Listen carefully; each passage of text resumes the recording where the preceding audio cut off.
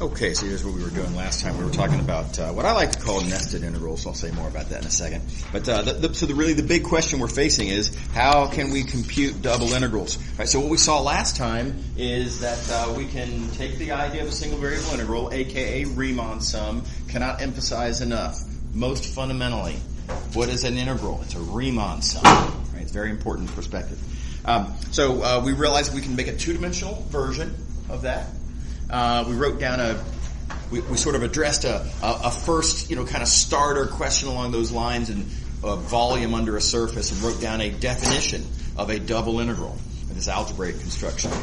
And then we saw that you can take that algebraic construction that was initially motivated by a geometry problem, and you can apply that algebraic construction to lots of other questions. You can compute the population of Colorado. You can compute the amount of mass that there is in a two-dimensional region. You can compute the amount of water that's flowing through a pipe if you know the velocity depending on position. So we have an algebraic construction that relates to a wide variety of applications.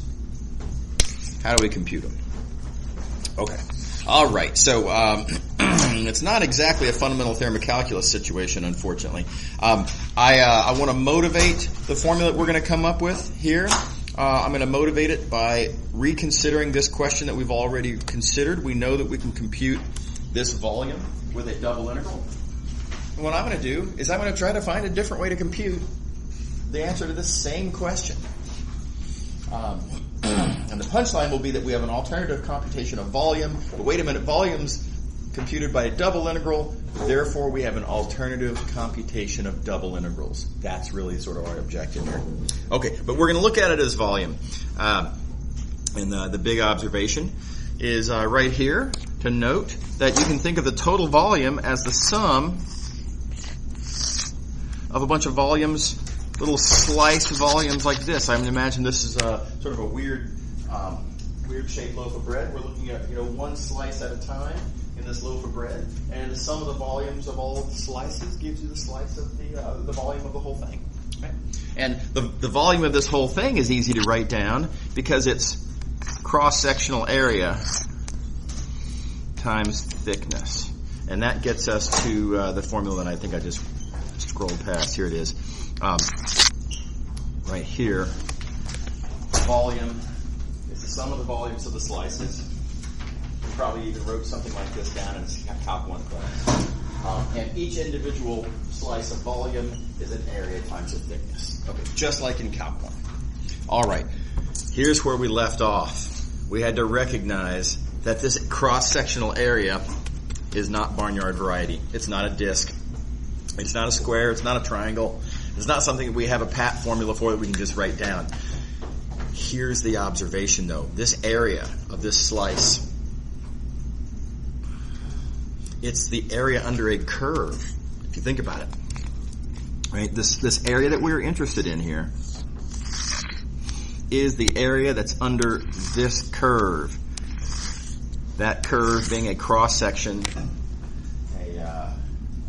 cross-section of the surface that we were interested in the first place. Area under a curve, where have we heard that before, right? So we know how to compute area under a curve, in fact, after all. Okay, so now what is this curve? What gives me a formula for height? I know if I want to compute this as an integral, I need to know what height is as a function of, where I might happen to be. In other words, based on what my value of y is, I need to know what that corresponding height is. And conveniently, I do have that formula. This height is just f of x comma y. Right, now, okay, now what's this x business? So we understand, that, depending on what y I'm at, I want to know what this height is. Well, what x am I talking about? Well, I'm talking about this x, which was, don't forget, our goal here was to find cross-sectional area. That's cross-sectional area at a particular value of x. So for a particular cross-section at a particular value of x, it's at that value of x that I want to know this area, and so it's that same value of x throughout this whole calculation. Okay. All right, so here you go. And then the usual sort of, integral construction. If I want to compute this total area, I'm going to compute that total area as a sum of areas that look like that. Little slices of area, which are height times width. Now let's think this through carefully. Wait a minute, what is the width here? This width, that's the sort of the width of a slice of the y-axis. So the width in this calculation here is delta y. Now this is easy to sort of get confused, because you might say, well, weren't we talking about delta x a minute ago? We weren't, right? When you're looking at the volume, right, trying to compute the volume of this slice of bread, the thickness is a slice of the x-axis. It's delta x. It's b minus a over n, right? But in the computation of the area of that slice of bread, the thickness is delta y. Okay. All right. And of course we've already agreed that height is f of x comma y. So here's how it all comes together. Let me zoom one notch here for focus. So we were interested in computing the volume, total volume. Let me switch to a better color. Total volume under this surface. We agreed by a kind of a Calc 1 argument that we can view the total volume as an integral of cross-sectional area. Right, as you go along, this is the slice of bread part of the argument. Cross-sectional area times thickness gives you little bits of volume that you add up over the entire x range. And we also just showed that this cross-sectional area is itself an integral. Right? So we're doing an x integral, sure, but inside of the x integral, the integrand is a y integral. Everybody on board? So, you got to look at the picture and think it through, give yourself a chance to get accustomed to this. The picture, you got to just think through the details. Okay. All right, so we have a single variable integral of a single variable integral. Okay, all right. So this is most commonly called an iterated integral. That term is whoops. What did I just do? That term is always that's never really sat right with me, because even though there are two integrals involved here, and yes, it's an integral of an integral, and there's an iteration of the term integral. That's the term iterated integral. They are not the same integrals, right? So very importantly, this is a dx integral of a dy integral. Right, so I kind of feel like the word iterated suggests that you're doing the same thing twice, and you're not. Okay, so the term that I like personally is the term nested integral, because this is very literally an integral sitting inside of a larger integral, and nesting conjures that image very nicely. Anyway, but you're going to see this term iterated integral more often.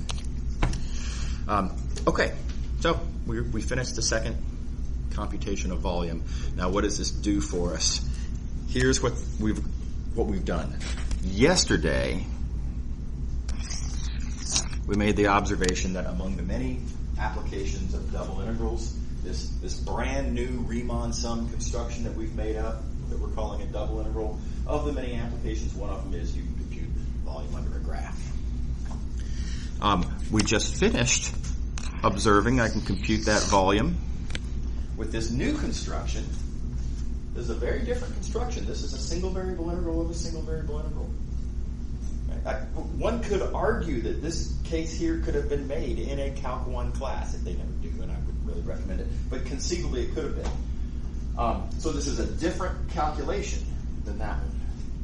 But both of these calculations are computing the same thing, and therefore they're equal to each other. And this is what we're really interested in, right? Volume, again, one of many applications of this algebraic construction that I might care about. But I care about the algebraic construction much more. And so now I can make the case that, okay, well, hey, if you find yourself interested in, I don't know, let's say I want to compute the mass inside of a sheet, then you can say, look, the mass is a double integral. However, I might hopefully eventually compute that, but that double integral I can now compute with a nested integral. Right? And this is something I already know how to compute everything in this expression. It's just two single variable integrals. Okay. All right, so that's the big strategy there. Alrighty. Do be careful to note what roles the different variables are playing here. We have to remember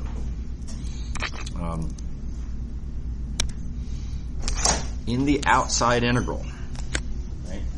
In that outside integral, it's a dx integral. X is what goes from A to B, right? In the inside integral, y is going from C to D. So for the purposes of this inside integral, y is a variable. You're treating y as a variable because it is a variable. It's ranging over, values from C to D. Don't forget, though, that x is not. For the purposes of this inside integral, forget where it came from. The inside integral is computing cross-sectional area. Cross-sectional area at a particular value of x. In other words, for the purposes of the inside integral, where we're computing this cross-sectional area, we treat x as a constant because it is a constant. For that. Okay. Okay, so you got to keep that in mind. All right, let's do one. Suppose I want to find the volume under this surface. Notice that this is a graph of a function. Right? So we're looking at the graph of this function here. So that's the function that I'm going to put inside of my double integral. So my goal here, this volume, is to simply compute this double integral. And then I say, well, we've already just showed that double integrals can be computed with these nested integrals, iterated integrals if you prefer. And so I can instead just compute this nested integral. Quick moment. Let me recognize the range of values of x. Tells you your x bounds, or the bounds on the x integral. The range of values of y gives you your y bounds. No surprise. All right, now let's do the calculation. Be very careful here. Is a classical blunder that students very, very regularly make, and that is to look at this x squared and say, okay, we're going to take, we're doing integrals. It's Calc 1 all over again. I remember how to take an antiderivative of x squared. It's 1/3 x cubed. We all remember. Okay? That's wrong. Here, just keep in mind, at this stage of the calculation, working on the inside integral, y is our variable. X is to be treated as a constant because for the purposes of this inside integral, it is a constant. And the antiderivative of a constant times y. Y is the variable. Is everybody on board?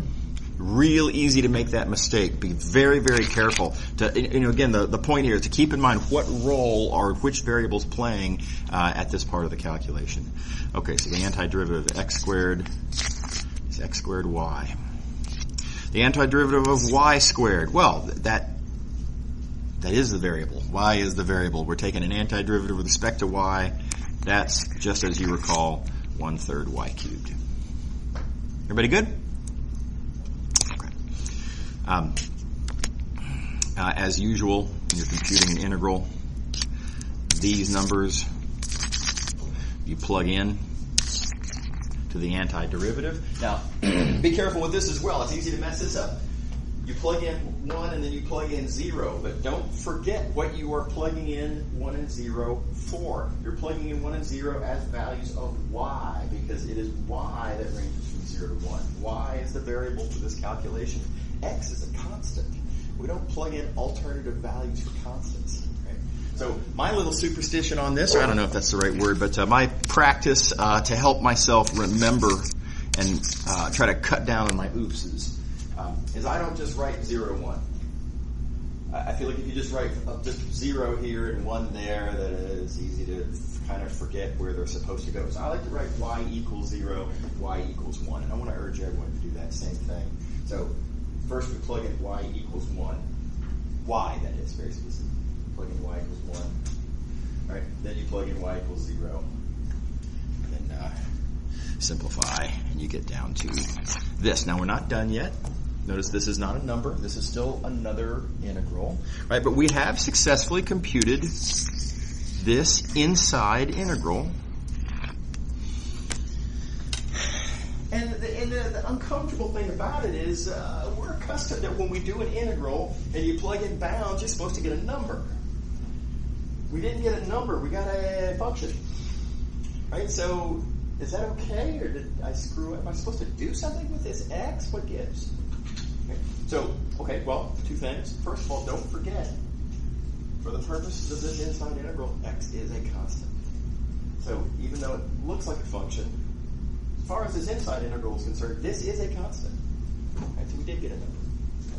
Secondly, don't forget where this inside integral came from. The inside integral represents cross-sectional area. Right? It represents the area of the cross-section. But okay, so specifically the area of the cross-section at a given value of x. So if you have a different value of x, you're going to have a different cross-section, which of course will have a different area.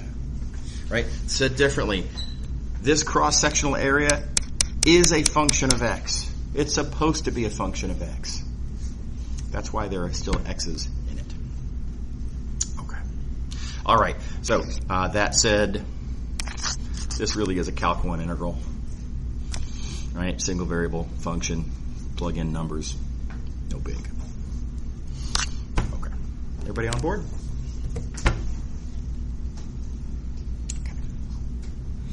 Okay. So here's a reasonable question. Double integral can be computed as an iterated integral. This iterated integral, I did an x integral of a y integral, or the way I like to say it, we have the dy integral on the inside, we have the dx integral on the outside. Why did I do it in that order? Could I have done a y integral of an x integral instead of an x integral of a y integral? Could I do it in the other order? The answer is yeah, sure. No problem. I'm going to let y'all read the details on this, but switching the differentials, doing the integral in the other order, in other words, it's just a matter of taking your solid, the volume under your surface, and slicing it perpendicularly. You just slice it the other way. So you can see here we have a y integral, dy, cross-sectional area as a function of y, right? And how I would compute that cross-sectional area that depends on y is by doing an integral dx. So details for you guys, read through it. It's very, very analogous to what we just talked about. And the punchline is that, yeah, sure, you can do it in either order. Do be careful about how you write it down, though. The x bounds always stay the x bounds. So x being the inside integral here, it's the inside bounds that are the range of values of x. Right? X is the outside integral there. So range of values of x are the outside bounds there. And then likewise, whoops, come on, colors. The y values stick with the y values. So said differently, if you have your x integral on the outside and your y integral on the inside, and if you want to switch the differentials, don't forget to switch the bounds as well. They go along. Outside goes with outside, inside goes with inside. By the way, that is non-negotiable notational convention. You can't just decide, I want to do it like this. That's not okay. It doesn't make any sense. Okay. All right. Okay, so another example. This example's rip-off of the previous one. Here you notice we have our x on the inside integral, though. So this being an x integral to begin with, the antiderivative of x squared is 1/3 x cubed, just like you'd be accustomed to, right? But the antiderivative of y squared, y being a constant for the purposes of that inside integral, antiderivative of y squared is just xy squared. because y is a constant. Okay. All right. Rest of the details are analogous. Okay. What if we're computing something other than volume? Now, we just went to a bunch of trouble. I've already kind of talked about this point, but I do want to say it again. Let's come back to hang on. Here it is. We had made the observation that this was volume and that was volume. So suppose I want to compute something other than volume. Suppose I want to compute mass, like I was mentioning earlier. Suppose I want to compute the mass of some sort of a sheet, and I've argued that mass is equal to this double integral. How am I going to compute this double integral?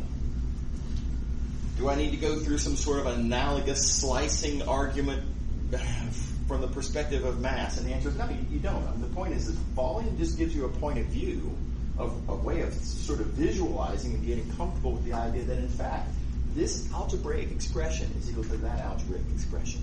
So volume has served its purpose. We kind of don't need it anymore. We know that double integrals are computed with nested integrals. So you don't need to go through some sort of a slicing process anymore. If you want to compute mass, great.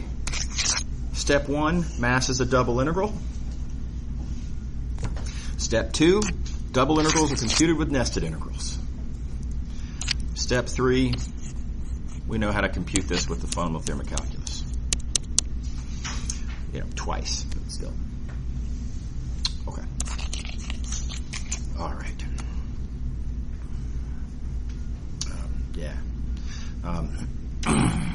Now, it's good that we have that, because I would like to argue how important the double integral is. Again, I don't say that a lot, but it's worth repeating.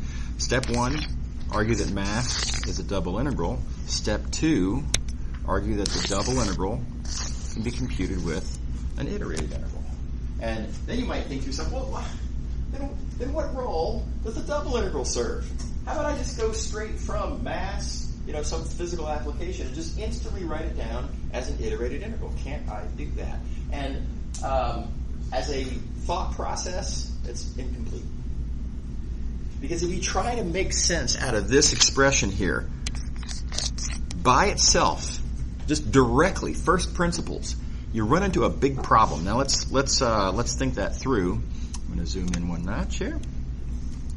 Looking at this, forget about that one. Let's just look at the one on the left here.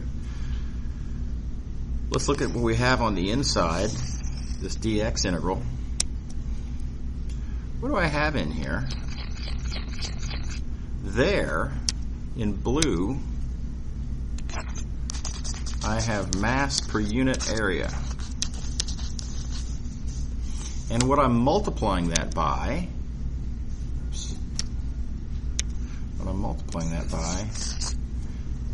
is not area. What I'm multiplying it by is length. And that doesn't give me a familiar physical quantity, right? Mass per unit area times area is mass. I understand mass. I can easily persuade myself that mass is an accumulating quantity. And if you slice something up, and the mass here and the mass there gives you the total mass. Oh my gosh, it's so physically intuitive, right? Here, if I wanted to make sense out of this straight up, directly from how this is written, I would have to persuade myself of what do I get if I take mass per unit area and multiply by length? I guess I could say it's mass per unit length. What is mass per unit length in a two-dimensional context? And am I sure that that's an accumulating quantity? Am I entirely clear that that's something that I can add up as an integral dy? I don't think that's at all clear. Right? Now, the case can be made. Right? But I'm just saying it's a very intuitively much more difficult case to make. It's really not obvious. So in this class, I think it's very important that we always take whatever application you're interested in. Step 1, write it as a double integral. Step 2, rewrite your double integral as an iterated integral. And then proceed. So we really need this to help us understand why the calculation works. Okay. So moving on to the next section. You'll recall that we defined double integrals for rectangular domains. Right? We started off in a Calc 1 class with the idea of a domain that's one-dimensional. Our domain was an interval, and then we addressed now in the last couple of sections what happens if the domain is a two-dimensional. And we started off with rectangle because it's the easiest two-dimensional domain to start off with. Now I ask a harder question. What if your domain's still two-dimensional but just not a rectangle? What if your domain is a triangle or a disk or something weird like that? Can you define an integral on a non-rectangular domain? How do you compute integrals on non-rectangular domains? So I'm going to skip a lot of the ugly. I don't want to write down a definition exactly like we did for integrals on rectangular domains. For rectangular domains, we got really, really explicit about here's how we're slicing, and these are the endpoints, and delta x is b minus a over n, and all the whole rigmarole over there for what is x sub I and what is y sub j, and we computed and labeled and defined every little micro thing. It's harder to do that when the domain's not a rectangle, but it's just formality, right? If this were a math major 400 level real analysis class, then that would be very important, and we would certainly do it. This is Math 212, so we're not going to. So the point is, and I hope this is satisfying, it's the same idea, right? If you have a non-rectangular domain, like maybe, for example, you have instead of a rectangular sheet of metal that you slice up into little pieces and add up, maybe you have a triangular sheet of metal. You can still slice it up into little pieces, and I suppose some of those little pieces might be oddly shaped, little guys over there, possibly, right? But the point is, you can still take this non-rectangular domain, chop it up into little pieces, and argue that, for example, on a question like mass, total mass is the sum of the little pieces of mass inside of there. And you can further argue on each piece that the mass in each little piece is mass per unit area times area. So all the intuition exactly the same, and I don't want to get bogged down in that in this course. Okay. All right, so how do we compute them? Nested integrals. Everything works pretty much the same way. There's a little bit of a difference. I'm not going to prove the process here. I'm just going to kind of get started, and I think you'll see how this goes, and this is all we really need to be good with in Math 212. We're going to start off with an example where your domain is a triangle with vertices at these 3 points, and we want to compute the volume under the graph as before. All right, so here's our picture. I'm going to zoom out one notch. Here we go. So here's our picture. All right, here's our triangular domain.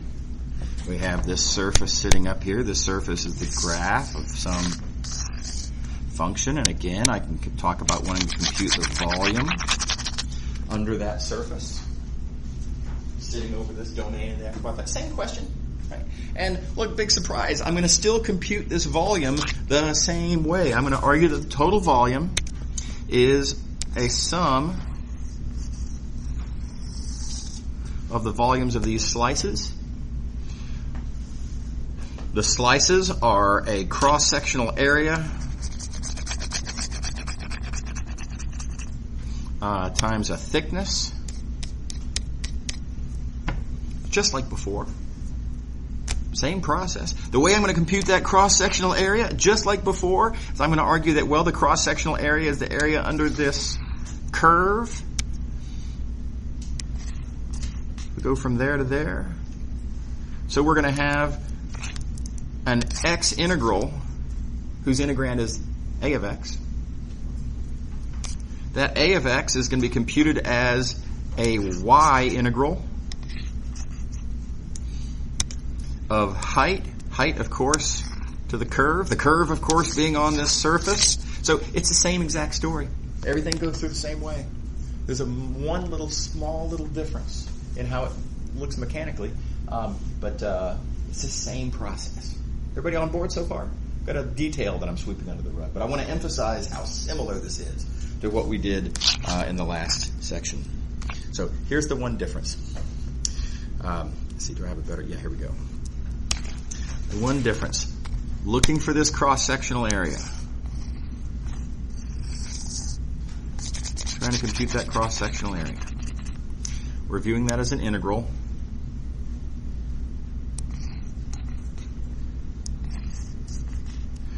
There's a starting value of y, there's an ending value of y.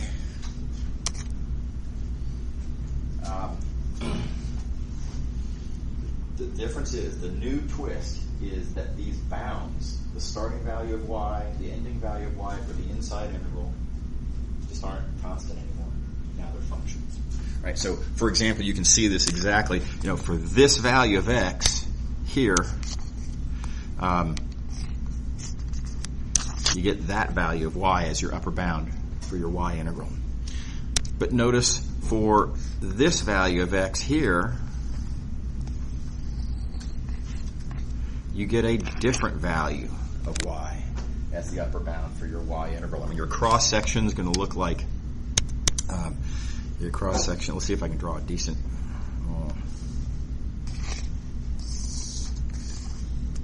There in purple is what our new cross section looks like for this blue value of x, and this purple cross section, y ranges from there to there, and see that's going to be where the upper bound is, and it's not where it had been. Okay. So the y bounds are functions of x. That's the only difference. Okay. All right. So let's figure out how to figure out what those y bounds are.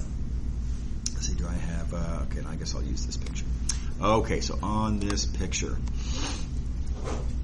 how am I going to figure out the formula for y2? Let me just like this, y2. I know it's a function of x. Here's a strategy I want to show you all, and by the way, you might be able to look at some pictures, maybe this one even. You might be able to look at some pictures and consult your inner oracle and just kind of see, I can tell it's going to be such and such. You might even get it right sometimes. But as a strategy, that's a bad idea because there are lots of situations where that will fail miserably. There's too much going on. It's too complicated. And we need to have the process laid out explicitly, right? So some of y'all might have even had a high school multivariable calculus course. You might have some, like I say, you might even bat 400 on getting these right based on sort of intuition or experience or something, okay? But here's the process that I want you to follow. This will always give you the right answers. The bound that you're interested in is determined by a certain point. Identify that point. What point is it that relates the value of x that we're interested in with the bound that we're interested in? Identify where that point is. Notice, next step, that point is on a certain curve. Identify that curve in your mind explicitly. There it is. It's that green curve there. The curve will have an equation.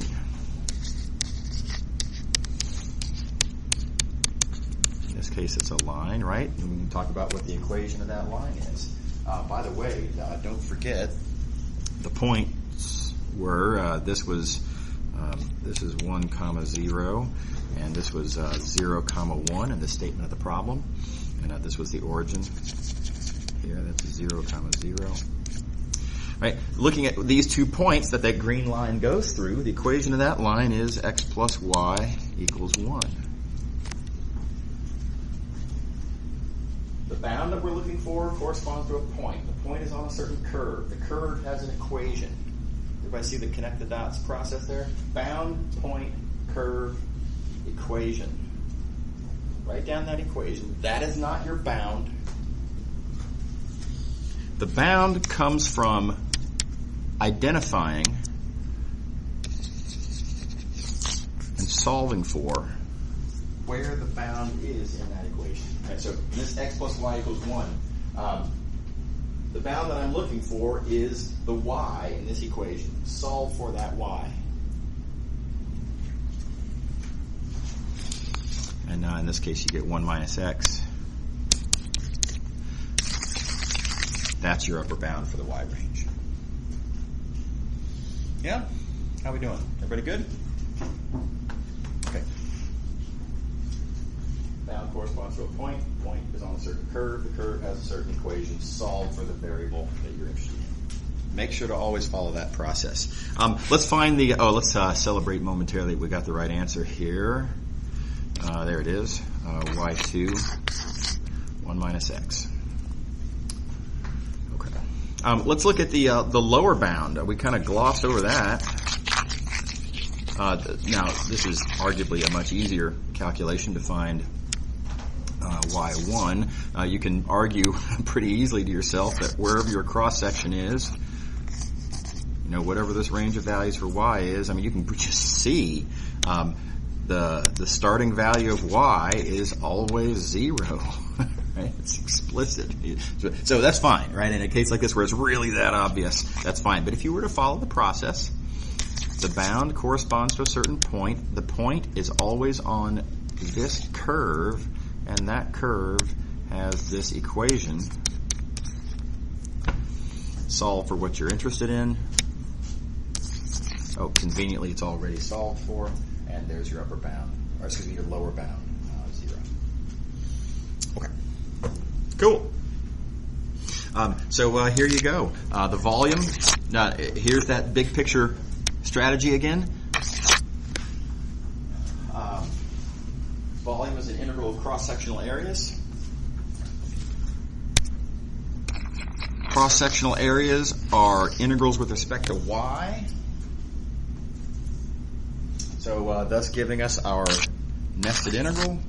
Notice how this looks so much like the problems that we were looking at in the previous section, and the only difference is that for the inside integral, the y integral in this case, these bounds on y are not necessarily constants. Right? So that function that is the upper bound for y is the only difference. Okay, so everybody happy so far? Okay. So let's actually finish solving a problem here. We've already done most of the work of this next example. We find the volume under the graph of a certain function over a triangle with these bounds. It's the exact same domain that we were just talking about. So we've done most of the work. But here, let's actually get the details where the graph that we're looking at is of this function x plus y. Well, that becomes our integrand. Right? We just left it as f in the previous argument we just made. But here we have an explicit function. Put it in there, and off to the races again. Now, again, something's going to happen that's going to seem a little different. It's morally the same, but it's cosmetically at least it looks a little different. When you do this whoops, oh, it didn't let me do that, okay. When you do the antiderivative, again, paying careful attention, what's a constant? What's a variable? Right here, y is the variable, so we treat x as a constant, thus that first term. Okay. When you plug in for what y is, y being from 0 to 1 minus x, now notice that you're plugging in a function into where the y variable was. That feels weird, but again, let me remind you, even though it looks like we're plugging in a function, we're not really. What we're plugging in is a function of x, and for the purposes of this inside integral, x is a constant. Right? So we're really just plugging in a constant. It's just a constant that will be changing later. But for the moment, it's playing the role of a constant. All right. So again, the inside integral. You got to, plug in, multiply out, collect terms, blah, blah, blah. It's a function of x again, just like it had been. Yeah? Questions? Okay. Okay. So I claim we can get this done with a simpler picture than we drew here. Let's look back at our picture. Here's our picture. I'll go with this one. Let's see if I can do that. Okay. It's a hard picture to draw, right? Now, I've had a lot of practice. I'm halfway decent at drawing these kinds of pictures. The big advantage I have over, for many of you, drawing three-dimensional pictures is kind of a new experience. By the way, can I remind y'all, standing offer, come to my office hours anytime and I'll tell you what I know about drawing three-dimensional pictures. I'm not an expert, right, on drawing, but I've got a lot of experience with drawing these kinds of, geometric figures relevant to this kind of a situation. So I've learned a couple tricks over the last few decades, and I'm happy to share. So it can help, right? And I think having a good picture is really important. You can see how important it seems to, to have a picture to go off of to draw your conclusions. By the way, pictures are going to get even more important next time. So today's Tuesday. So Wednesday, tomorrow, we're going to be talking about not double integrals, but triple integrals. And there the pictures are even tougher. So anyway, standing offer. Okay, so what happened in this picture here? And the argument I want to make is, we knew this is going to be a double integral. We know this is a double integral. We know the double integral is going to turn into an iterated integral. And if you look at the iterated integral, what do we really need to know to make sense out of the iterated integral? Given a choice as to which way I'm slicing, am I doing the dx on the outside or dy on the outside? Given that choice, I need to know what's the integrand and what are the bounds. Well, the integrand is always the same as the integrand for the double integral, and it's just not hard to persuade yourself of that. In other words, this integrand here is height in the computation of area for the inside integral. So it's height on the graph. For the purposes of the double integral, which I guess I don't have written down, but anyway, for the purposes of the double integral, same thing, right? The integrand is the height. The integrand is the function whose graph you're looking at. Graph means the function is height. Lost my place. Here it is. So when you're creating a nested integral, the integrand is always the same as the double integral that you're trying to represent. You don't even have to think hard about that. The integrand's the same. It doesn't change. So the remaining question, what are the bounds? All right, now let's go back to the picture that we've been looking at and ask, okay, what do you really need in the picture? What part of the picture is important for figuring out the bounds on the integral? And I would like to claim that the vertical aspects of this picture just don't matter, right? How high this is, how high that is there or there, wherever you might happen to be, nothing here makes any discussion of what the bounds on this integral are going to be. The bounds on the integral, well, I can tell the range of values of x by, where's the lowest value of x in the picture? And then as I slice along, where's the highest value of x in the picture? And I can see all of that based on only looking at the domain. I don't need any of this height business. The height is irrelevant for finding the range of values of x. Likewise, for a given value of x, if I want to know the range of values of y, well, it comes by looking at the domain. I need to know what is that curve and what is that curve to figure out these bounds, and it's all given in the domain. So we draw out of habit, you might argue. Right? We draw the three-dimensional picture representing the volume. That is the way we like to think about double integrals, because it's geometrically comforting, something to latch onto, right? But we don't really need to draw the volume, even if the volume is what we're actually interested in. All we need is the bounds on the integral. The bounds come from the domain. All I need to know is the domain. Let's just draw the domain. And it's a much easier picture to draw. So here, the three-dimensional picture of, what is the volume under the surface sitting over that triangle? Wow, that's a tough picture to draw. The domain itself, easy picture, triangle. Much simpler picture, right? And notice that we can go through the same process that we did previously. X, well, the lowest value of x is clearly there where x is equal to 0. The highest value of x is, well, it's where these curves intersect. That's where x equals 1. Right, it's right there on the picture.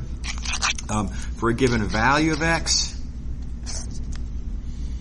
the upper bound comes from that point. That point's on that curve. That curve has that equation. Solve for y. 1 minus x. Everything I needed to do that part of the calculation that I did on the three-dimensional picture previously. It's all right here in the two-dimensional picture. So much easier. Okay. All right, so keep that in mind. And we're going to be doing that as we go through more examples. We're going to be looking just at the domain. We're, even if the question says find the volume under the graph of the whatever function, okay, we're going to say, look, volumes under graphs are double integrals. I know my integrand. All I need to know is my domain. Now let's forget the volume. I don't need to draw the volume. We already know what its contribution to the answer to the question is going to be. Okay, alrighty. And we just kind of went through and did that one. So here's the next one. Let's see. Oh, wait, where is it? Yeah. Here we go. Next question. Next example. All right, so I want to find the volume under a graph of that function. Okay, by the way, step 1, I already know what my integrand is, which, as we just argued. From section 5.2, really, if you're trying to find volume under a graph, then the function whose graph you're looking at, that's your integrand. What are the bounds? Well, the bounds are going to depend on the domain. The domain is the region in the xy plane that's bounded by these two curves. Now let's draw that picture. We've got two curves in the xy plane. Y equals x squared, y equals 2 minus x squared. Think back to your Algebra 2 days, right? Here's, missed. Let's try that again. Here's y equals x squared, and here's y equals 2 minus x squared, right? And the region bounded by those two curves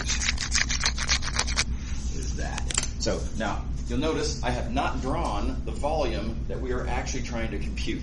Right? So this is a region in the xy plane, kind of a sort of egg-shaped region in the xy plane, and I'm interested in computing how much volume sits under a certain graph above this region in the xy plane.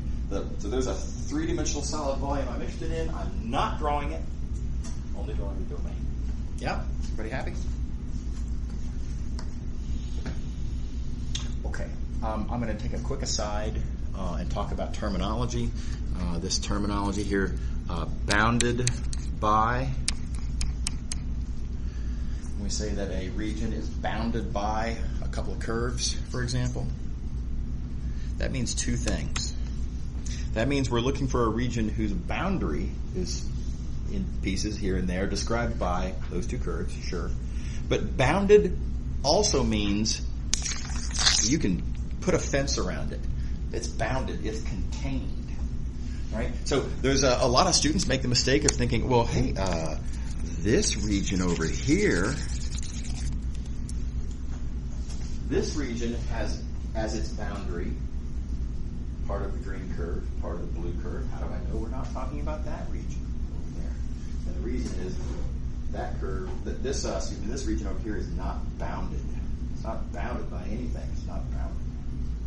Right? So bounded by means two things. It means, yeah, we're talking, I'm going to tell you about this curve by describing the boundary, but furthermore, it is a bounded region whose boundary is described by these curves. Does that make sense to everybody? So when you draw the picture, make sure to think through, what is your region. Now, another common mistake that students will make is to think this region here. That does not follow at all.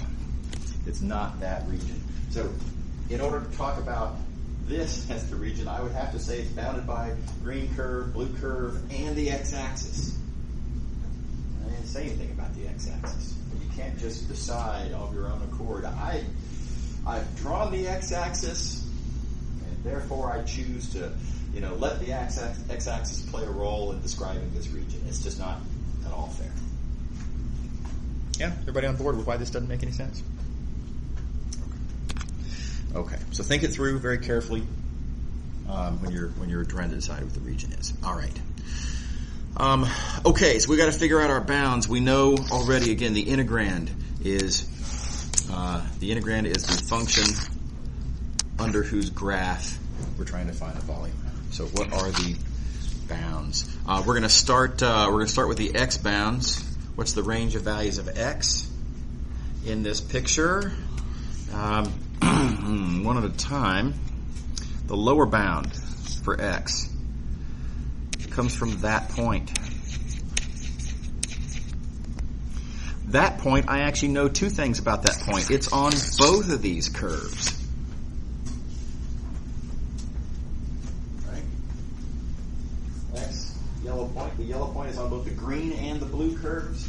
Green and blue curves have these green and blue equations. And now, again, solve for what you're interested in. So our goal here is to find the x bound. So we're going to solve for x. We're going to solve for x in this pair of equations. And how are you going to solve for x there? Well, you've got a little bit of a calculus, an algebra problem, right? Solving for x. And not hard to persuade yourself that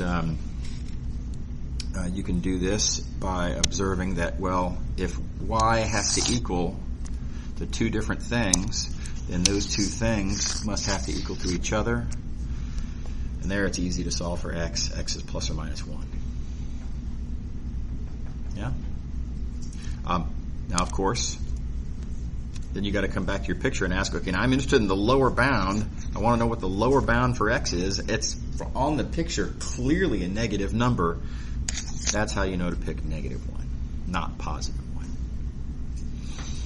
Okay. Finding the upper bound. How are we going to find this upper value for x? Well, it's defined by that point. That point, again, it's on the same two curves, blue and green, which means we're going to be solving for x in the same pair of equations. We're going to go through the exact same algebraic process. Again, solve for x. Here, though, because I'm looking for the upper bound, and on the picture, perfectly evident, the bound that I'm looking for here is positive values of x, a positive value of x. That's why we pick +1 here. Everybody happy? Questions? Okay, so -1 to 1 for our x bounds. Okay, now we have to look at a single value of x. For a given value of x, let's say this one. Oh, whoops, I have to change the color. For that value of x, there's my cross-section of my domain. Now, if you would prefer, don't forget there's a volume that we're using to visualize this double integral that we're interested in. If you were to take that volume and slice it, this would be sort of the footprint of the slice of volume, the area that is the slice of that volume. This is that footprint. Okay. But again, you don't need that picture, and it's a lot easier just to think about this. Think about this as being a slice of the domain. Okay, what do we know about y1? How am I going to find y1? Well, y1 corresponds to that point. Right? This point is the relationship between the x that I know and the y1 that I want. That's my point. That point is on that curve. That curve has that equation. Don't forget what you're interested in. We are trying to find we are trying to find y. So solve for y in that equation. Now before I do that, let me go through the process again. I'm trying to find the lower bound value of y. corresponds to that point. The point's on that curve, or got that equation. There's that same process that we always use. I'm interested in finding a value of y, so I have to solve for y. Again, lucky break. It's already been solved for, so x squared. Nothing to it.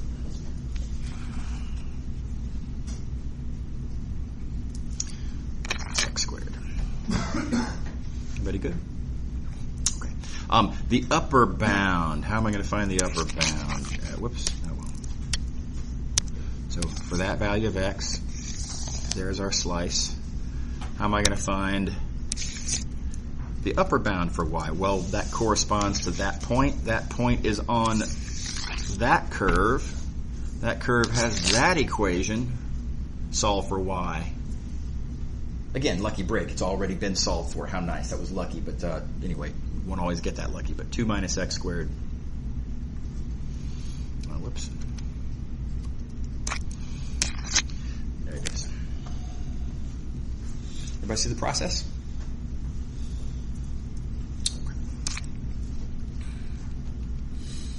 Okay. Alrighty. Let's go to the next example. Let's see here.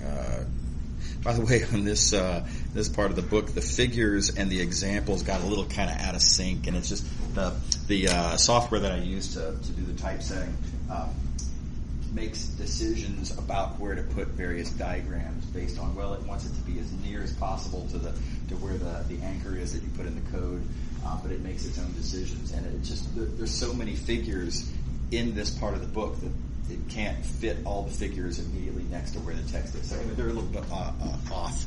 So, be on the lookout for that. But so here we go. Well, we want to find the volume that's bounded between two surfaces. Now, we haven't really quite answered a question exactly like this before. A little bit of a twist on something we've talked about. But this is the picture up here. Again, seemingly in the wrong place. We have these two surfaces. On the one hand, we have this plane, z equals 4. And on the other hand, we have this paraboloid, z equals x squared plus y squared.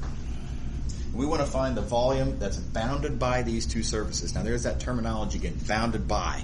So what do we mean bounded by? I do not mean, this volume down here, which, sure, its boundary consists of the green surface and the blue surface, yes, but it's not bounded, right? It's not bounded by anything, much less these two surfaces explicitly.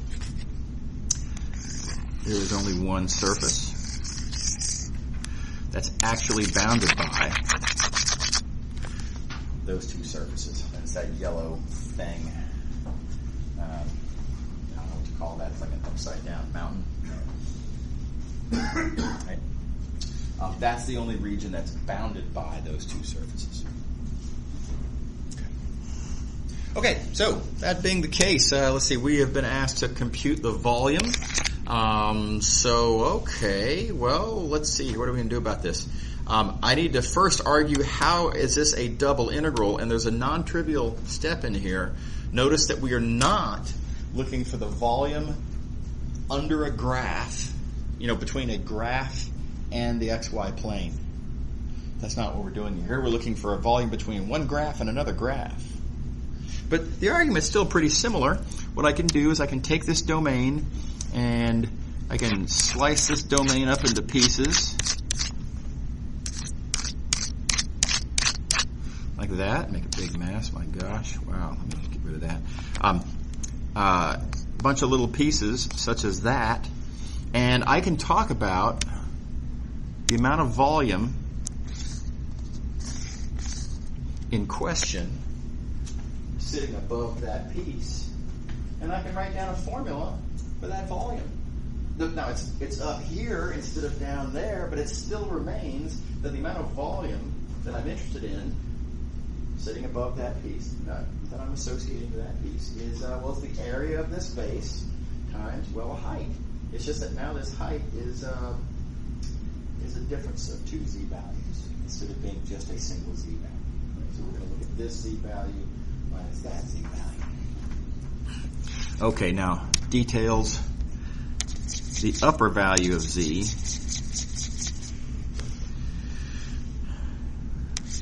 is on this plane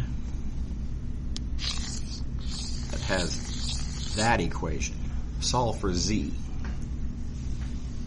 Convenient, already done. 4, cool. The lower value of z,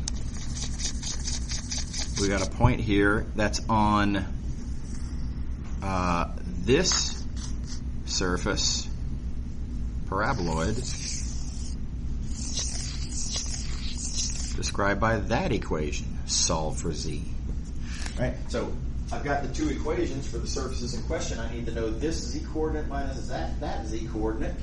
Lucky break, and by the way, don't always count on this.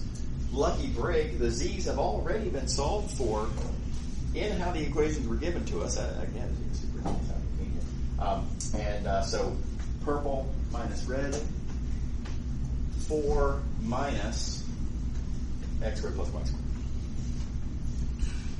Okay. So let's see, where is that? Yeah, here we go. So, whoa. There we go. So there's our integrand. Did everybody see how I got the integrand? All right. Now, next step. What are the bounds? Well, we've got to come back over here to this picture and think through some more details. Yeah, that's fine. You can see where our domain is. Actually, I kind of want that back. Our domain, I guess I'll do this in orange.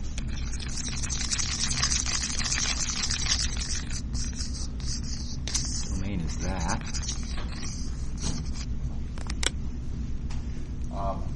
Where do I get that from? How am I going to get my hands on this shadow? It's like a shadow of the actual three-dimensional solid whose volume I'm interested in. How am I going to find that shadow? Well, I argue that the edge, and this is just a geometric appeal, but the edge here of my domain comes from this kind of lip, if you will, where these two surfaces intersect, where the green plane intersects the purple paraboloid, defines this corner, this edge of my solid, and that is the thing whose shadow will be the boundary of the curve that defines what my domain is down here. Right now, that's a geometric appeal. Is everybody comfortable with that geometric appeal? Okay, so we got to figure out where is that purple curve. Notice that purple curve has the feature that it's on the green plane.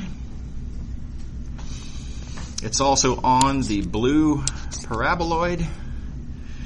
Right? So that purple curve that I'm interested in,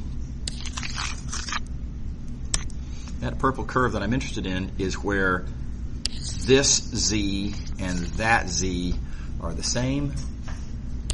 In other words, where x squared plus y squared is equal to 4. How's that? Okay. So x squared plus y squared is equal to 4. And I'm just going to redraw the picture here. Now, this is our domain. We don't need the three-dimensional picture anymore. Once we know that our domain is what sits inside that circle with that equation, that's our domain. The three-dimensional picture has served its purpose. The integrand is all I needed it for. So find, the top height minus the bottom, top z minus the bottom z. That gives me the height. I don't need it anymore. So let's just try to figure out bounds based on this. Okay, how are we going to slice this? We have a couple different choices. Arbitrarily, no particular reason. I'm going to do my y slicing first. So we'll think about doing slices like that. All right, and in doing slices like that, well, let's see. Let me go ahead and do it like this. Here's my starting value of y. Here's my ending value of y. What can I say about those points? Well, look, this is a circle of radius 2. So it's pretty easy to see. Negative 2 to 2 are those y values. Yeah? Okay. No worries. Negative 2 to 2 for y. Okay. Okay, now, what about the x bounds? So, for a given value of y, What's the range of values of x? What is the lower bound for x, by the way? That lower bound for x comes from that point. That point's on that curve. That curve has that equation. I don't need that anymore. Bound's defined by a point. Point's on a curve. Curve has an equation. Now here, you have to actually do a little bit of algebraic work. Remember, the step is, once you found the equation, then you solve for what you're interested in. And every example we've done so far, that's been a freebie because, well, it was already solved for. So we just pick it up and just put it there, right? Don't forget that step, though. I cannot tell you how often I see students that will say that the lower bound for x is x squared plus y squared. That makes no sense at all. Right? It makes absolutely no sense. X cannot be a bound for itself, for one thing. Right? So keep in mind, we're looking for a value of x. That's what we want. We want that x. So you've got to solve for that x. And so we're going to get x1 equals, well, we're not sure whether it's plus or minus, but it's either the plus or the minus of square root of 4 minus y squared. And now we've got to look at the picture to decide which one it is. Well, it's got to satisfy this equation, so it's either plus or minus of this square root. We'll consult the picture. Oh, well, the lower bound is clearly negative. So only one of these choices that I had to choose from is negative. So that's the one I want.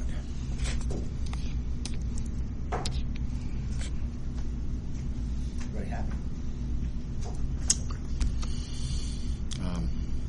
Yeah, so a lower bound for x. That. Upper bound, kind of the same thing. I'm going to kind of gloss over that one quickly because it's a very, very similar algebra. I shouldn't say gloss, but I'm going to run through this quickly. Finding the upper bound comes from looking at that point. That point's on that curve. That curve still has the exact same equation. So we have the exact same options to choose from. Here, x2 is clearly positive, so we take the positive one. And x2 positive square root. Everybody good? Okay. I want to go back to this region. We talked about this example a couple of examples back. I forgot exactly. 2 examples back. Same thing. So same 2 curves. This is y equals 2 minus x squared. This is y equals x squared. And we're looking at the region in between. And I just want to come at it from this other point of view of what if we slice it the other way. What we did last time is we sliced like this. And we argued that, well, you know, x starts there and ends there. And that for a given value of x, y started there and ended there. Right, that was our process. So let's just do it the other way. Let's slice like this, and then ask for any given one of these slices, what's the range of values of x? Okay. So not hard to persuade yourself that y goes from 0 to 2. And you're going to be tempted to just say, okay, cool, let's write down y goes from 0 to 2 and then move on to the next thing. And you actually get into trouble. There's a landmine involved in this question. So we want to write 0 to 2. But something bad would happen if we do that. Let me explain what bad would happen. Let's try to figure out the range of values of x. There's the point that gives us the lower bound for x. What curve is that on? Well, it's on that curve. Oh, wait a minute. The lower bound for x is on that curve. Sometimes it's on the one curve, sometimes it's on the other curve. Which equation do I use? Let's see the problem. This is not good. So if you start off by saying y goes from 0 to 2, it's just we have failed to anticipate a problem that comes up later in the calculation. So let me show you what we're going to do instead. We are instead going to say, instead of that, y going from 0 to 2, we're going to have y start by going from 0 to 1.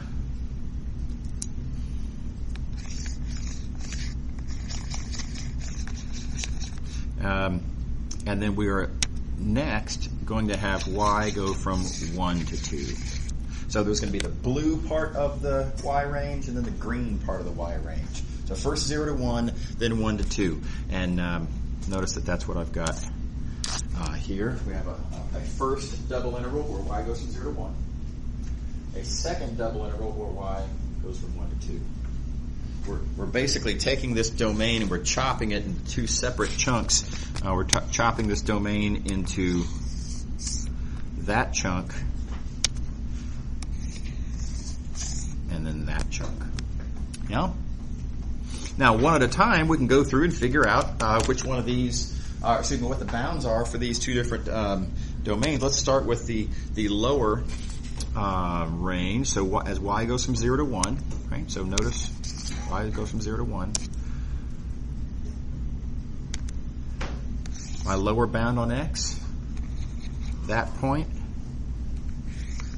which is on that curve, always for these values of y. Okay, so because I've been clever enough here to restrict my attention to y being between 0 and 1, these lower bounds of x are all on the same curve. Right, and that's the curve. Let me highlight a little bit better. They're all on this curve that has that equation. All right, so my lower bound is on a point, point's on a curve, curve has this equation. Now here's another landmine that students constantly step on. It's the same landmine we just got talking about. Students are very accustomed to, once they found an equation, well, I'm just going to take that and cram it in and make that the bound. Right? Again, you can't do that. You have to think about what it is you're actually interested. Here, I'm looking for x. I'm looking for a value of x, so I need to solve for x in this equation. And as it's written, it has not yet been solved for what that x is. Right? So lots of students will put x squared as the lower bound for x. Again, that makes no sense at all. It's certainly not correct. So don't forget to solve for the variable in question. So, well, we're going to have another plus minus issue. Clearly the lower bound is negative. Just look at the picture. So the lower bound is negative square root of y.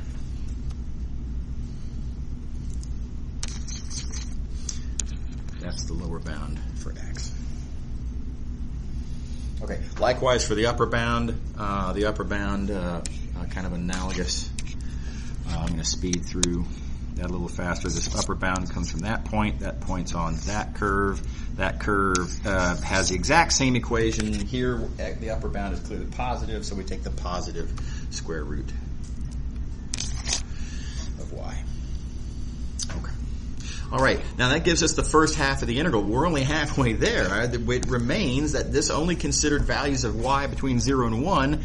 We now have to consider the other part where y goes from 1 to 2. Right? And analogous game, the lower bound comes from that point. That point's on that curve.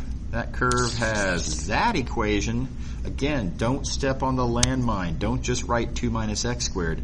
We are interested in finding a value of x. So you need to solve for x in this equation. And again, we're thinking about the pluses and minuses, and you get that x goes from there to there. Yeah? How are we doing? Everybody happy?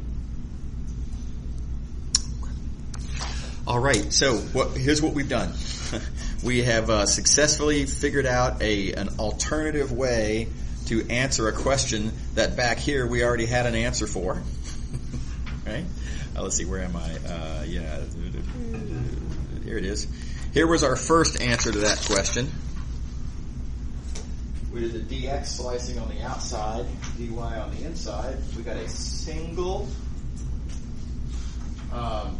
iterated double integral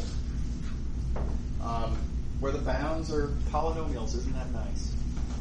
Now, then we did it this different way now. Our new choice was to do it this way, slicing in this other direction, and we get two separate double integrals, completely separate double integrals, and worse, the bounds are not polynomials, the bounds involve square roots. I have a strong preference between which one of these solutions I like better. I don't like this one. I don't like square roots, all else being equal. Right? I don't like square roots, and I don't like having twice as many integrals to work out.